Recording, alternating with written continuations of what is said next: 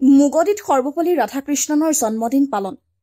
অসম প্ৰদেশ কংগ্ৰেছ কমিটিৰ উদ্যোগত আৰু ৩৮তম মুগদি বিধানসভা সমষ্টিৰ ৫৮ নং মুগদি মণ্ডল কংগ্ৰেছ কমিটিৰ সহযোগত শিক্ষক দিৱস উপলক্ষে ৰাজ্যজুৰি সৰ্বধৰ্ম প্ৰাৰ্থনা সভা আৰু আলোচনা চক্ৰ এখন অনুষ্ঠিত কৰা হয়। নলবাৰী জিলাৰ বৰক্ষেত্ৰীৰ মুগদিত দিনজোৰা কাৰ্যসূচীৰে মণ্ডল কংগ্ৰেছৰ সভাপতিৰ বাসগৃহত শিক্ষক দিৱস হিচাপে পালন কৰে। অনুষ্ঠানত প্ৰায় ১০০ শতাধিক কংগ্ৰেছ কৰ্মী আৰু বুথ কমিটিৰ সদস্য উপস্থিত থাকে।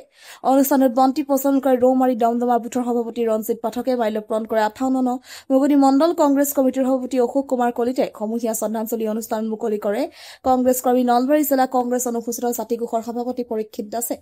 অনুষ্ঠানৰ লগত সংগতি ৰাখি অশোক কুমাৰ কলিতাই সাংগঠনিক দিশত শক্তিশালী কৰাৰ স্বাৰ্থত বক্তব্য প্ৰদান কৰাৰ লগতে প্ৰতিগৰাকী শিক্ষাগুৰুলৈ আন্তৰিক শ্ৰদ্ধা জনোৱাৰ লগতে কৃতজ্ঞতা জ্ঞাপন কৰিছে। মুকালমাৰ পৰা সুৰজিত পাঠকৰ report north east frontier news.